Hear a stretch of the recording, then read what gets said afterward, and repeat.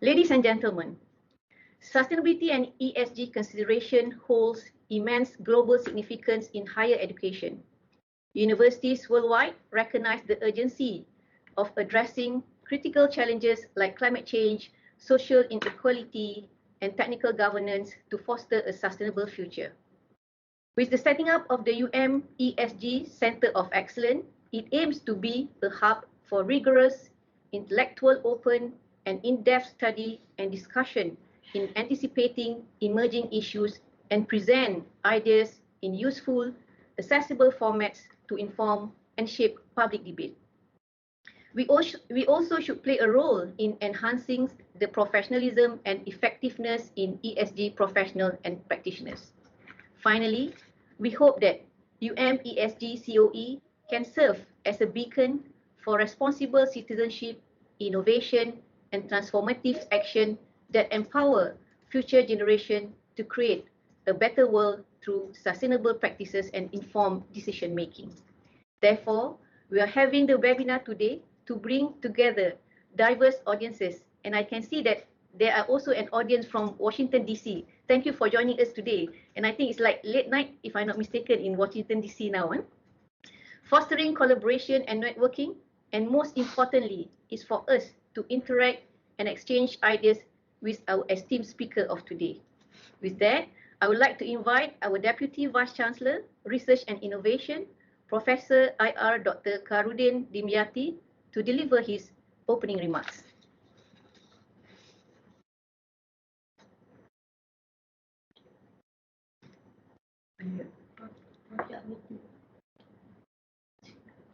Prof, can you unmute your microphone, Prof? Okay, thank you. My apology. Thank you very much again, Dr. Zalina. Assalamualaikum, good morning and welcome everyone, and good night. Just now I was made to understand there is also participant from Washington, D.C. Thank you all for joining us today. I hope everyone is doing great and it is not too late to wish Ramadan Kareem for the Muslims in this holy month. I would like to take this opportunity to say thank you as well to Mr. Peter McAteer, the Managing Director for SustainLearning LLC, for being able to be with us today in this session. Ladies and gentlemen, as sustainability becomes increasingly relevant and important in today's world, higher education institutions have played an instrumental role in encouraging and supporting sustainable development agenda and activities, either through education, research, community partnerships, and many more. Universiti Malaya, being the top university in Malaysia, plays an important role in promoting the sustainable development agenda and activities through our education, partnership, research, and innovation in driving the nations towards a sustainably responsible citizens. Beyond our campus, also collaborates with industries, government agencies, and communities for us to work together in amplifying our role to drive the change with positive impacts. We believe that in creating a sustainable future, many changes are required, from the behavior of the leaders and workers to the operations and products we create and use. Therefore, being the platform for education of future generations, we have the responsibility and ability to create and influence change. Hence, our role is crucial in shaping the world. This significant role is particularly pronounced, especially in this region, where rapid urbanizations, environmental degradations, and socio-economic gaps pose unique challenges. Higher education institutions, especially from this region, have a special opportunity to lead by example, championing sustainable practices and empowering future generations to make significant contributions to the communities and the world. Under the ESG Center of Excellence, which aims to create a national and international connected and globally recognized Center of Excellence for ESG, I hope that it becomes a catalyst and manifesto to our role in delivering our responsibility towards a sustainable nation. With that note, I will pass this role back to Dr. Nur Zalina Mahmud the head of the Center of Excellence of ESG, to moderate the sessions on ESG as an opportunity, sustainability as an advantage. With that, thank you very much, and back to you, Dr. Zalina. Thank you very much, Prof, for these enlightening remarks, and thank you for your support on today's webinar. Peter McAteer served as Managing Director for SustainLearning LLC, a firm dedicated to developing more sustainable organization. His focus is on strategy, business transformation, and talent development. He previously served as a Vice President of Organizational Development for Fidelity Investments, CEO of the Corporate University Exchange, or now UDEMI, member of the Executive Committee for Harvard Business School Publishing, and Managing Director for its corporate learning business. His earlier roles included serving as Chief Learning Officer and Head of the Global Knowledge Project for the United Nations Development Programme. Peter has served as adjunct faculty in Human Resource Management at Columbia University School of International and Public Affairs and taught workshops at universities around the world, including S8 in Spain and the University of Southern California. His published works have appeared in Directors and Boards, the ATD Journal, the Harvard Business Review, the European Business Forum, and Reuters Business Insight, among others. His most recent books are Sustainability is the New Advantage, Leadership, Change and the Future of Business, and Pathway to Action, How Keystone Organizations and Leaders are the Key to Solving Climate Change, both from Anthem Press. Without further ado, we'd like to invite our speaker today, Peter McAteer. Peter, the floor is yours. Well, thank you very much for that very kind introduction. And let me just see if I can get my slide deck up here. First of all, thank you all for being here. And what I'm going to talk about is this idea of ESG as an opportunity and sustainability as an advantage. And I like the fact that we have a university involved in this, because I think one of the challenges for everyone is that there's an enormous amount of public policy out there, but people write public policy for a certain kind of audience, which makes what they write fairly generalized. And universities tend to focus on domains and domain depth, whereas corporations tend to look at information around jobs. So there's a need for a little bit of a translation along the way here to get to what I call working knowledge. And the working knowledge is what corporations need, so they can say, related to ESG or related to sustainability, you know, this is what the policy committee at the bank needs to know. This is what the teller at the bank needs to know. This is what the customer service representative needs to know. This is what a loan officer needs to know. And breaking it down that way is essential to sort of make it real for people. So the two books I've put up on the screen, Sustainability is the New Advantage, was really written to help companies get started. You know, how do you do the following things? How do you set a vision? How do you organize teams? How do you scale for action? And Pathways to Action is really about helping organizations who are already involved accelerate action to move faster. And my premise in both of these is that we have a Vision 2030 established by the United Nations with the Sustainable Development Goals. And at the moment in 2024, my perspective would be, although I think it's wonderful to train younger college students, the fact is, if we're going to meet our 2030 goals, it really requires leaders in businesses today to take action, because they're the ones who are in a position to make the kind of changes to transform their organizations. The next generation will lead us from 2030 to 2050. But both of those sort of perspectives, I think, are important as we teach people on this sort of topic. So what I'd like to do today is just get you to think a little bit differently about the challenge of sustainability. Now, a lot of the material I'm going to present, I would generally teach in a day-long or even a two-day-long sort of program. So it's going to be concise and consolidated, and hopefully I just get you to reflect on things as we go through. So I want you to think about the challenge. I want to consider whether ESG is an impossible situation or a real leadership opportunity. I also want you to reflect on your personal accountability for responding to these changes. One of our problems so far is that I don't think people take it seriously enough, even though it is sort of the challenge of our time. But consistent with what I mentioned earlier, which is the idea of working knowledge, I want to explore one or more knowledge or models for taking action, because at the end of the day, it's not enough to talk about it. We have to talk about it in ways that lead to action. So I want to start by getting everyone to sort of think about three numbers.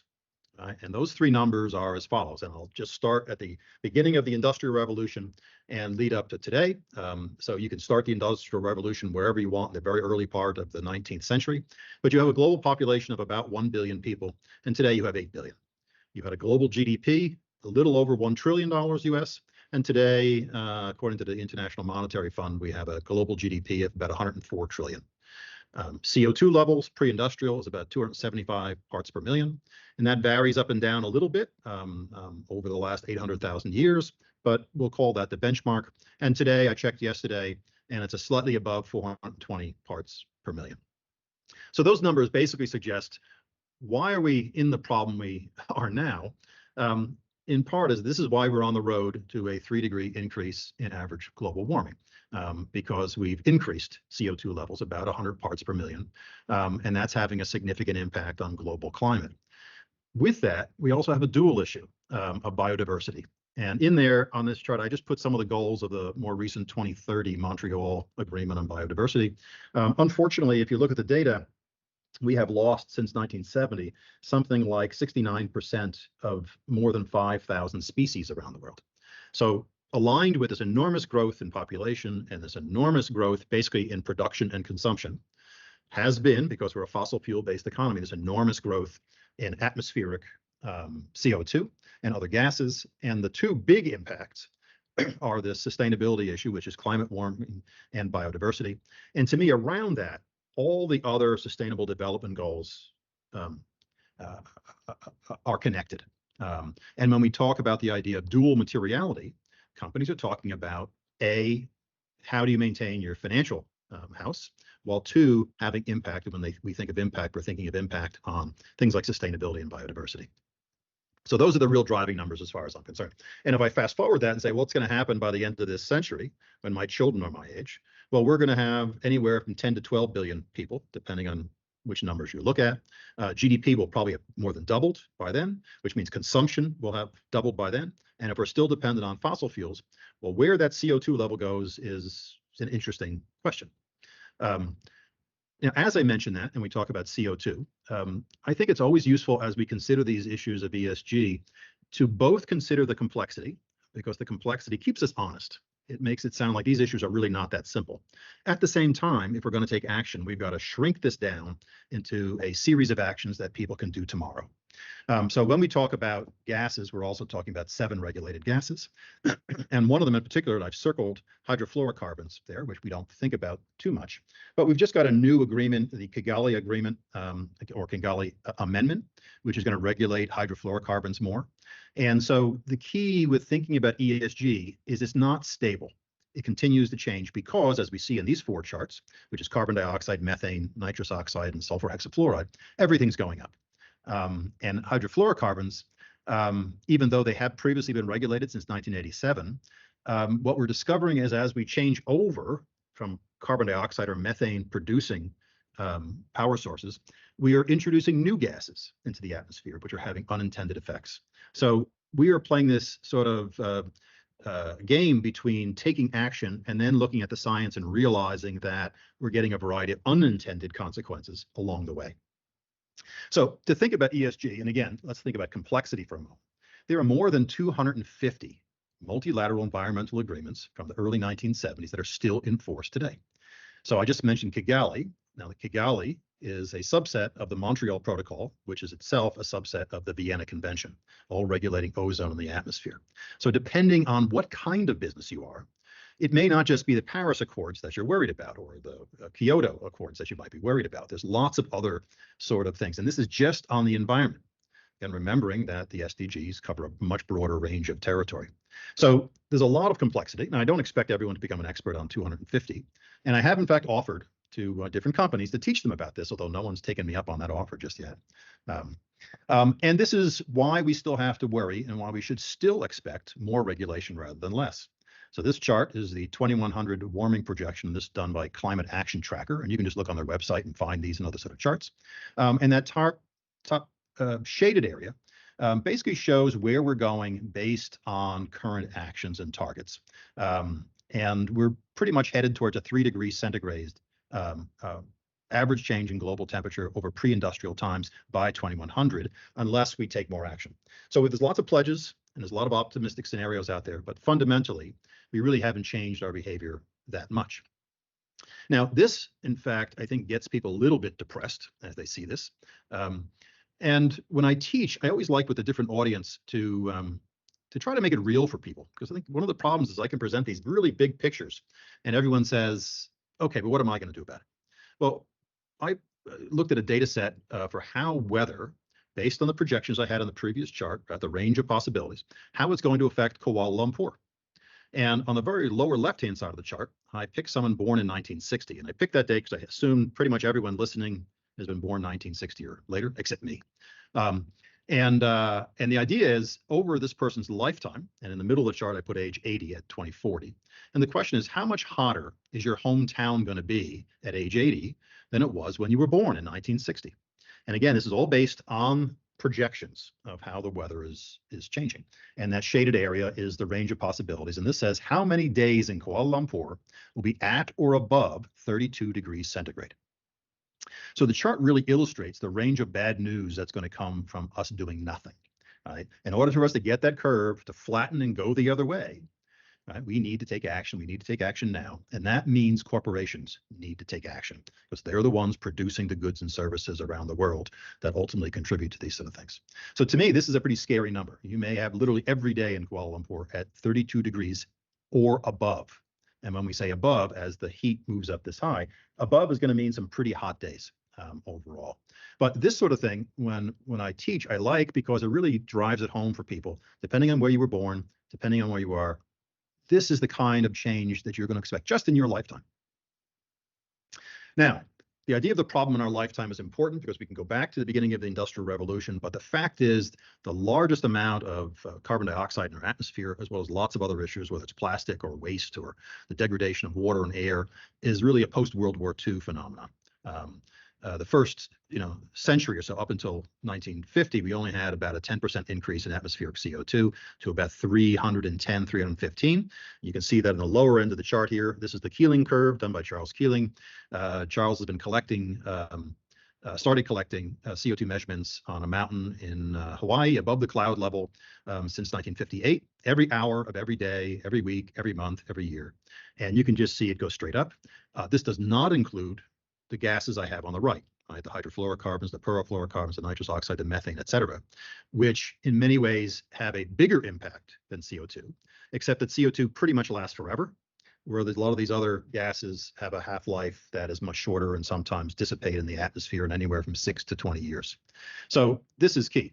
Now, I think the really interesting part for people who say there's too much regulation associated with ESG, all you have to do is map onto that line pretty much everything that's happened. And you can map anything you want onto this line. You can map all the great activities that have happened in the publication of all sorts of ESG reports. The fact is, you simply ask yourself the question, has any of these activities as yet had a measurable impact on atmospheric CO2?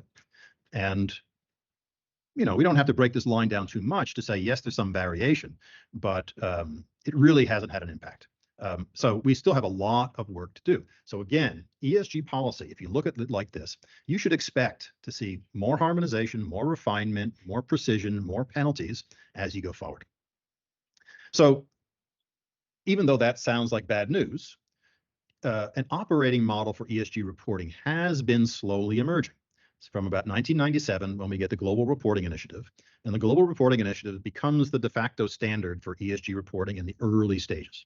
Now, this is, again, is before you even have a definition of sustainability. You don't get your really first good definition until 2000 with the Millennium Development Goals. And then, of course, we don't get the UN SDGs until 2015.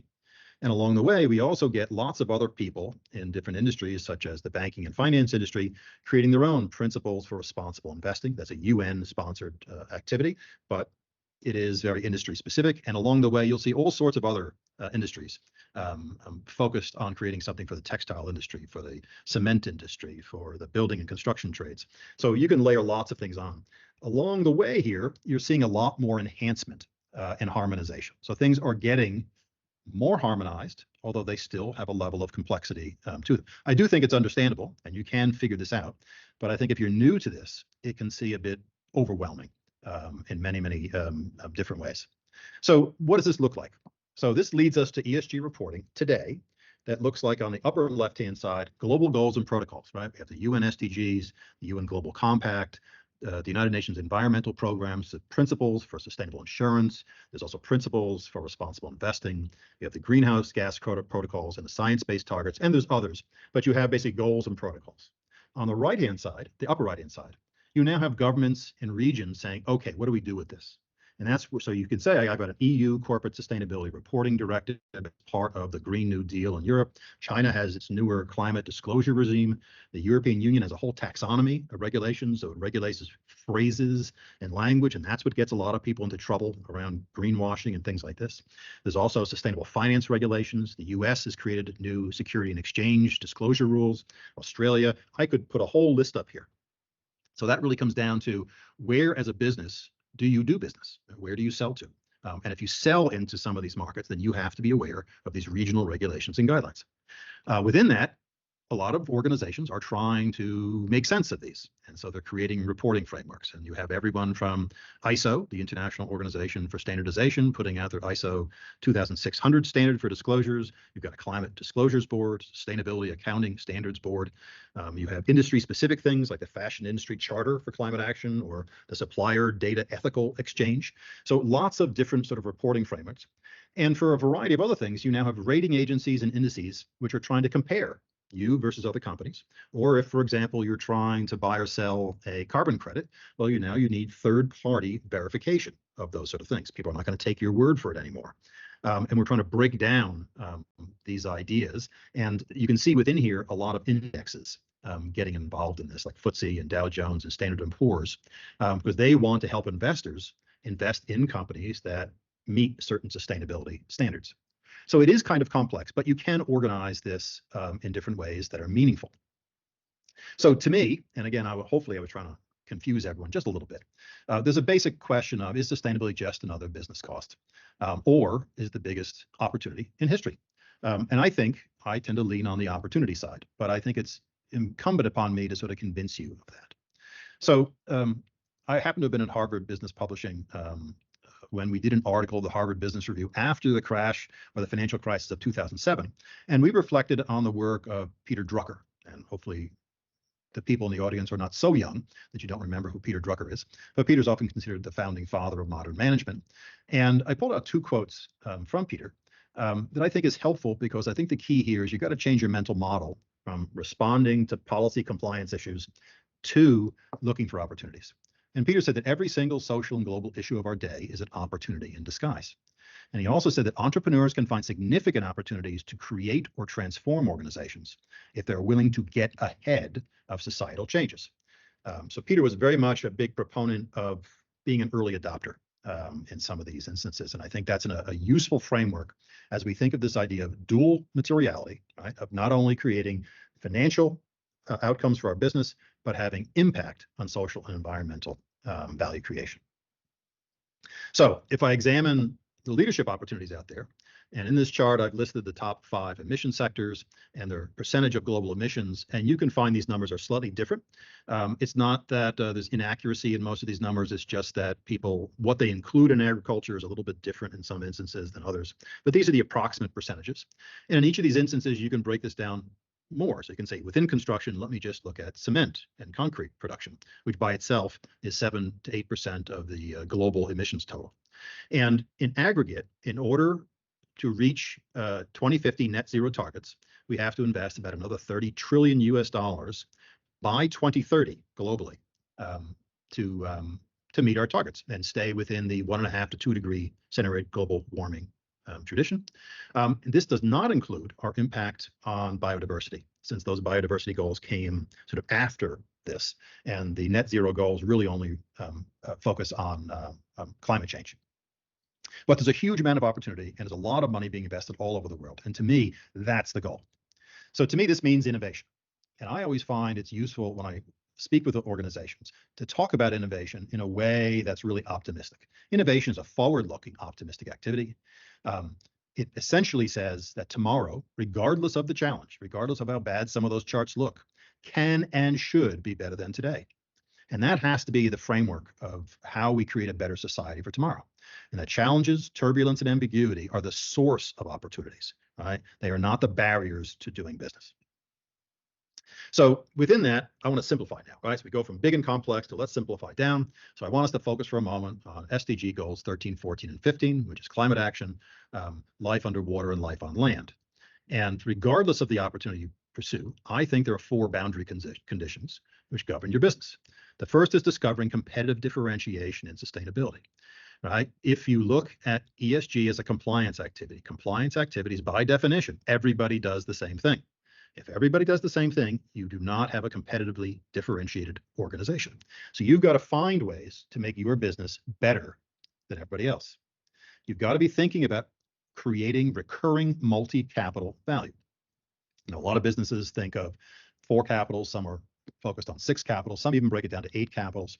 But it's the idea of thinking of not only financial capital, but things like natural capital, right? And how do I value that, which is something we've not quite been used to. The third area is avoiding social and environmental negatives, right? So we cannot make the situation any worse than it is now. And fourth, we've got to help regenerate natural systems as part of business, because again, we're going to increase the population of the planet Earth. We are going to increase global GDP. We're going to do all these things, and somehow we've got to start repairing the things that we have damaged. So to me, those are the new boundary conditions as you think about strategy. And to do that, I put out a little map here of how do you get from compliance, which is stage 1, to a more strategic focus on sustainability. And I can break this model out more broadly with additional steps, but I think, again, the starting point are these 4 stages: compliance, efficiency, becoming more responsible, and becoming strategic with respect to sustainability. The right side of the model is essentially your legacy organization, right? It's where you are now. And so your legacy organization, right, unless you're a brand new startup focused on sustainability, your legacy organization is likely to be an organization driven by fossil fuels, and that you have a certain waste and water profile for your business that is essentially not sustainable long-term given the growth projections.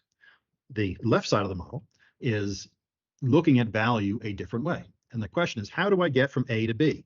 And the challenge always for organizations, and even if I wasn't thinking about sustainability, is how do I move from the revenue model, which supports where I was? So you can look back at the research on disruptive innovation and say, I'm a mainframe computer or a mid-range computer company. And I can see that the market says I've got to move to personal computers. But all my revenue is tied up in my legacy model. And the tendency is to wait too long, to move too slow, and those companies disappear. And there's lots of examples of that in the research literature. I don't have time to go into all that today, but you could easily spend a half hour just talking about that, where this pattern we have seen before. The question is, how do you break down the old mental models, the old barriers, and evolve from a legacy organization to a sustainable business? So where people get into a lot of problems is they try to jump from being a cook to being a 3-star Michelin chef. And they start making commitments and messaging that just doesn't work. And that's what you see in the marketplace, which is often called greenwashing or green lighting or green bleaching or green gaslighting. Or if you're a little bit creative, you change the word green to blue and make it blue washing, which at the moment tends to refer more to financial service firms and what they're doing. But companies like to overpromise. And what they're finding is with increased regulation, that can have significant impact on your business. And making this mistake is largely due to a lack of messaging discipline and a lack of talent development and organization development, which are the necessary stages to move from step 1 to 2 to 3 to 4. So I throw that out because there are consequences for trying to short circuit the process.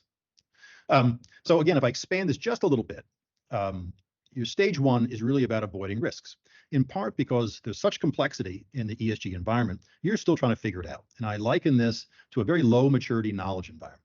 And my example of low maturity knowledge environment would be, is if I got 4 CFOs in a room and said, we're all going to sit down and look through a balance sheet. Everyone would open their books or open their tablets and start looking at the balance sheet. I wouldn't have to explain anything because everyone knows exactly what a balance sheet is. If I bring 4 human resource professionals into a room and say, we're going to talk about emerging leaders. Well, the first thing we have to talk about is, well, what do you mean by emerging leader? I've got to start getting definitions in place. Or maybe we don't like to do that in our organization, or we call it something different. But I have to have a conversation first. And the same thing is true today with chief sustainability officers or others. When I start talking about things about your sustainability strategy, you've got to say, well, what does that mean? Because there's so much potential there. But the journey is always from legacy value, right, to becoming more efficient, which is what everybody does, right? They're trying to reduce negative impacts. And in that, you're doing experiments. And the challenge with experiments is you're never sure whether that experiment is scalable, right? So I call that perceived value because it looks good on the experiment. The question is, can I scale that in a way where it substitutes for some of the legacy revenue that I've been doing so I can reduce that and still grow as an overall business on my way to creating totally new solutions and new value as part of my strategic direction. And those middle two stages are really where it's hard. There have been companies like a Unilever who started their sustainable product portfolio close to 15 years ago. They still have a lot of legacy products. So it's a long journey for some companies. Their advantage is they started early. If you're starting 15 years after them, my suggestion is you're going to have to move a little faster. Now, here's an example of a company. You're in compliance as a transportation company. You can go out to the Sustainability Accounting Standards Board, plug into your industry, et cetera. It'll tell you, here's a bunch of categories. And then I overlaid a little bit some of the SDGs. The SDGs don't naturally fit all these categories because, as I mentioned earlier, they're developed by policymakers trying to do something. You've got 193 countries and 198 total parties who are signing on to this who have to come to an agreement. If you've ever tried to get 198 people, never mind 193 countries and 198 total parties, to agree on what you have for lunch, you know how difficult that is. So these don't align perfectly, so you have to do a little bit of work. But you can get to this point, to the basic compliance report with the Global Reporting Initiative, with the SASB, with the ISO conditions, fairly easily, even though there's still a lot of work within here to describe things. So ESG as compliance in stage one is all about legacy value and just describing where you are. And that is fairly easy today because of harmonization efforts. I really find very few people get themselves really into trouble there because they make a good faith effort to respond to that. And if you want to be a member of the UN Global Compact, for an example, the UN has made it very easy. There's a survey, standard questions, just answer the questions. There's a letter that your CEO has to sign. That's now online, a form letter. So they've made it as easy as humanly possible. The key issue is not the compliance part of it. Okay, I did the survey, I sent you the letter. The issue is taking those 4 underlying international agreements that deal with things like human rights and say, how does that apply to my business? And if you're going to do that, that requires having a conversation. So within the business, you've got to be asking, how can new business models lead to competitive advantage? And what levers of control, and by levers of control, I mean at different levels of the organization, what are the things you would do to accelerate action towards your strategic aspiration? And what this chart says, there are certain of these models on the lower scale, which have a certain level of effort or investment. I've done it from low to high. And on the left-hand side, the vertical axis, there's a level of operational engagement. How many people need to be involved, from general to specific? So in the lower left, you'll see in the press all sorts of ideas, which are more philosophies: conscious capitalism, green capitalism, clean capital. On the right-hand side, there are things that are also fairly general in terms of concepts. But if you're going to decarbonize as a business, that requires a lot more investment and effort, or to decouple growth, meaning I'm going to continue to have my growth curve going up while my carbonization output is going down. Those require a lot more effort. The upper left-hand side are specific things, but they don't require necessarily involvement from everyone in the organization. So an offset strategy, again, through my compliance efforts, I know how much my carbon footprint is, and I buy a carbon offset. That may only involve the people in finance or the senior leaders to sign off on buying that. So again, it's a very specific sort of activity with a low level of overall organizational effort. In the upper right-hand side are things like regenerative economics and nature-based solutions, circular economy models, and there's a whole bunch of other ones up there, which take a lot of creative thinking. At the moment, are very aspirational. You can't really do all these 100%, but there is a very evolving, solid body of research and company experience in that area, which is expanding. And so to really try to do that requires you to totally rethink all your products and services. So the level of investment, the level of effort is very significant. But again, the important thing is, as you're doing compliance, to start the conversation in your business. Now, within the conversation, of course, you've got to identify opportunities. So it's not enough to say, I want to be circular economy someday. So the things I try to do with organizations, I say, you typically would look at the left-hand scale, at the scale of any resource commitment, and the right-hand scale, the level of risk, and the upper scale, the complexity of change. What's really changed is the idea of dual materiality on the bottom, which I'm not just looking at financial benefit, right? But I'm looking at social and environmental impact. And to get going, you need to have a point of entry, right? Where are we today and what can we do?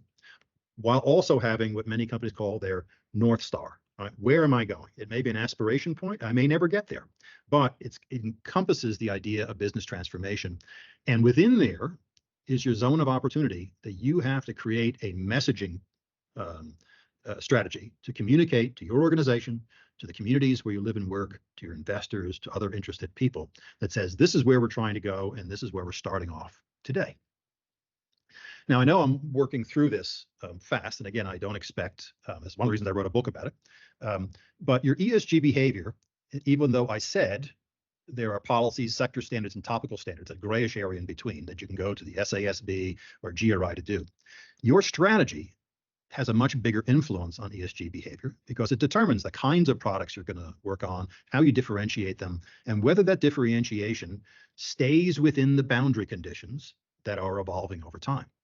And on the lower level, your ESG behavior is also defined by your legal status, right? The kind of company you are, in part, will determine the kind of reporting you have to do, as will your exchange listing. So different exchanges around the world, they're not totally different, but there are some small differences. The size of your organization. In many parts of the world, a small to medium-sized organization is dealt with differently than a large organization. Or if you are, for example, a company like a Johnson & Johnson, and you have 270 different business units operating in 64 different countries, well, your ESG behavior is going to look quite different. Then, of course, there's voluntary memberships. If you do, as I mentioned earlier, join the UN Global Compact, that obligates you not just to the 17 SDGs, but the 4 other intergovernmental multilateral agreements that are part of that. And then finally, you have your customers and markets. And your customers and markets say, again, if I'm going to sell into China, I have to comply with Chinese rules and regulations. If I go to the European Union, I have to comply with those rules and regulations, to the United States, et cetera.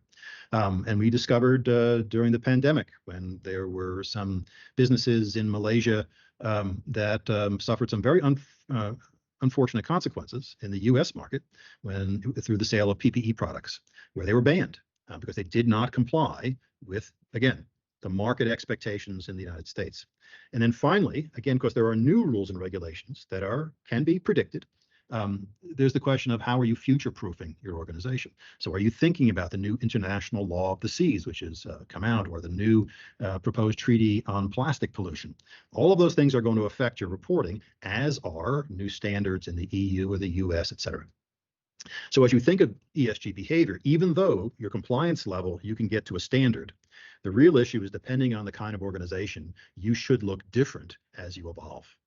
So in doing that, what I've laid over this model now is an evolution also of your business strategy, of moving maybe from an offset model to a net benefit model, to a shared value creation model, to a circular economy model.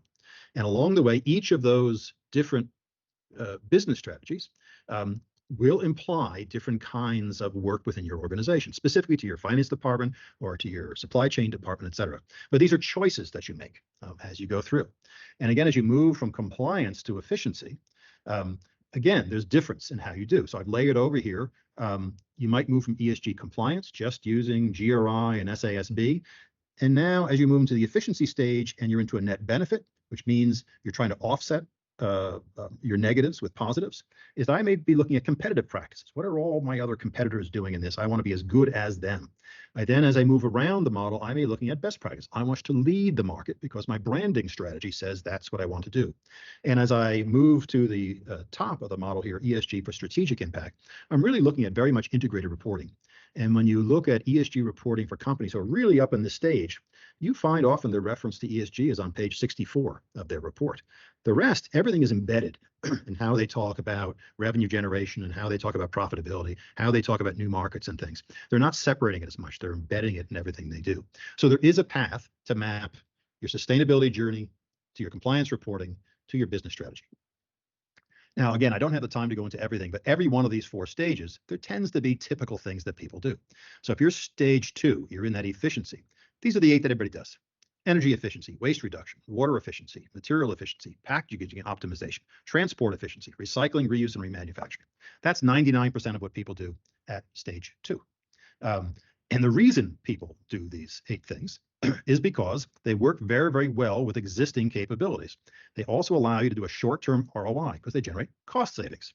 I can reduce my energy efficiency and say, look, I saved 10%. No one argues with that, right? It's also very useful for building enthusiasm. It's an opportunity for staff development. And most importantly, it's an opportunity for new social and political capital. So what that means is that the real value here is how can it help you get from stage 2 to stage 3? If you use these as end results, then you're going to run into a period of diminishing returns. You can only reduce energy efficiency by so much every year if you're still using the same energy sources. Right? So at some point you're going to stop. So the key to me is how do I use gains here to create the social and political capital to take more risk in the organization? And that again is a more nuanced approach. So as I do this, I now can start layering over this the kinds of things I might do from an innovation perspective. Right? So in black, as I put on the right side here, I'm doing incremental innovation, right? The same thing, I'm doing experimentation as I get into the efficiency stage. I might be doing reverse engineering after that. I might even now be moving into more disruptive innovation because I've gained confidence that a new product and service I have is capable of really upsetting the market. And when I move above that, I'm really focused on how do I scale at speed? And that's the challenge for me as I get to the stage 4 in this sort of model. But all of these, again, you can make this, there's a lot more complexity. My goal here is not to confuse you, but to simply say every one of these things has another level. Again, here's another level. So as I think of innovation, as I mentioned earlier, it's not about domain knowledge. It's about making it real for every role. So as I start looking at, well, who can introduce a green bond? Well, in a bank, my customer service representative and my teller can't do green bonds. That's an executive role. That may be a risk committee role. That may be the finance role. If I want people at the front end of this, I've got to teach them innovation practices that relate to process innovation and performance innovation or network innovation or communications innovation. And conversely, if I'm up in marketing, I've got to start thinking about brand innovation and channel innovation and product system innovation or customer experience innovation. Different skills for different groups within the organization. So it requires a lot of differentiated training to go on. So I've put one more layer over the top here, and I'll start wrapping up and give people an opportunity to ask questions if they like. So as you look on the top right, where you're in a compliance mode, this is really the area where only a few key staff need to be actively involved because you haven't shared yet with the rest of the organization a real transition. You move down in the efficiency stage, we're trying to ideate and you're trying to experiment and you start moving into partnerships. You're developing core teams, right? So you're trying to develop those people who have the potential in your organization to learn from these things and scale. You do partnerships when you're trying to manage a risk, when you're trying to learn something new. And in fact, my second book, Pathways to Action, Partnerships is a key part of it. And I present a wheel of 8 different types of value creation and partnerships. Again, the key is to understand why are you doing this, and therefore you structure your partnership accordingly. Beyond that, now as you're getting into becoming more responsible, you're starting to worry about how do I take the knowledge from those partnerships and scale, right? Because that's what I'm doing. I've now figured out, using the example I said earlier about Unilever, in recent annual reports, Unilever is reporting that their sustainable product portfolio is growing substantially faster than their legacy product portfolio and generates higher profit margins. So it doesn't take a real business genius to say, well, that's great. How do we scale those faster? If they generate more revenue, if people like them and they're willing to pay a higher premium, I want to scale that. Now, do I have the talent in the organization, as well as the processes and the incentives and all the other levers of control, which is what senior executives need to do, to drive that forward as fast as possible? And as I get into the circular economy model, I've developed a new strategic, sustainable value model, and I want to exploit that as much as possible in the marketplace because hopefully I've got serious competitive advantage, and I need talent and depth at that point because I have to accommodate for growth as opposed to experimentation. So that's how the model works its way around. There's a lot of different pieces of moving in that. And in that, I often like to add to someone as they begin to think of all that talent development, to think of talent a little bit differently. And this is the idea where we get this dual materiality, which for the most part, we only look at in the context of reporting.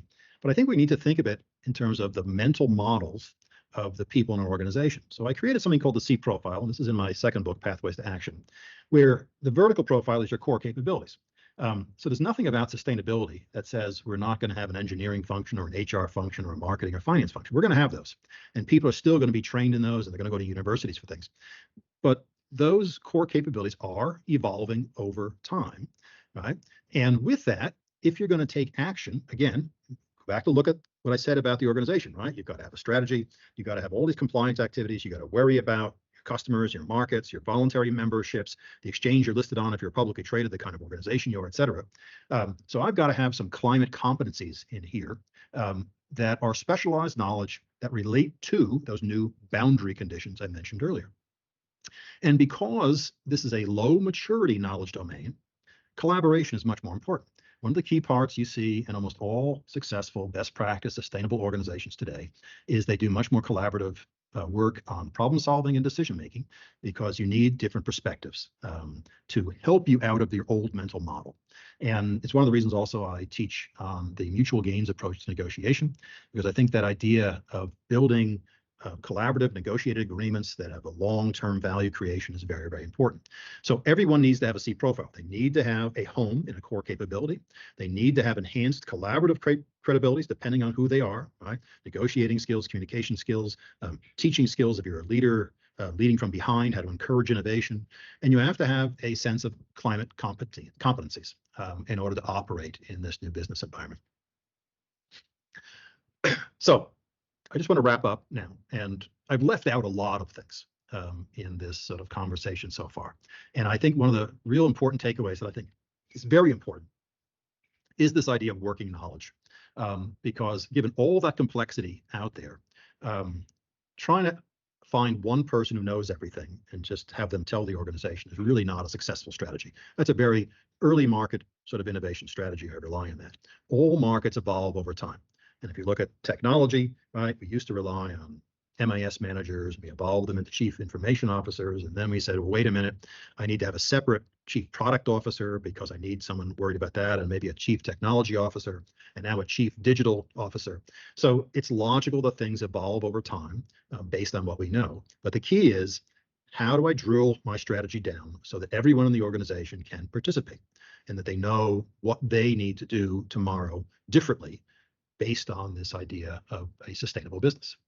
The organization also needs to begin to think about techniques for accelerating action, because if you thought of a really good idea that's going to be good in the marketplace, moving slow does not help you gain competitive advantage. And that requires you to create this culture of innovation, and that's where you unlock the wisdom of teams, where everyone is able to do more and more and more and contribute ideas. But the leadership team has to be able to deal with all these new ideas so that they don't die on the vine, and that requires some new talent development strategies. And separate from that is sort of a business intelligence effort, future-proofing it. All good future-proofing starts with good governance, right? And good governance requires this conversation, not at the end of the year, all through the year. So you can be asking yourself, am I going to have to worry about, for example, PESG, where the P stands for products? Am I prepared for TNFD, which is all the new biodiversity data that's out there? Will AI revolutionize reporting? And if I don't understand the basics, and if I depend on AI, well, I just have a bunch of garbage being sent out there that I can't really explain. So there's a lot of implications to all this future-proofing ideas. And if you think about something like TNFD, that doesn't sound too complicated. Well, here's an example of the Task Force on Nature-Related Financial Disclosures. All sorts of new kind of categories of information, new reporting that will ultimately grow out of this. The good news is they've taken a page from the TCFD, and they're harmonizing the structure of that. And again, they're harmonizing with SASB and GRI as we're currently thinking of those. However, it does say we are not paying enough attention to the natural world, and we continue to destroy our environment, and we've got to stop doing that. So is there complexity? Absolutely. Can it seem overwhelming at times? Absolutely. However, is there opportunity in this? I go back to what Peter Drucker said, that every single social and global issue of our day is an opportunity in disguise. It may not be obvious. If it was, it would be easy, and business is not easy.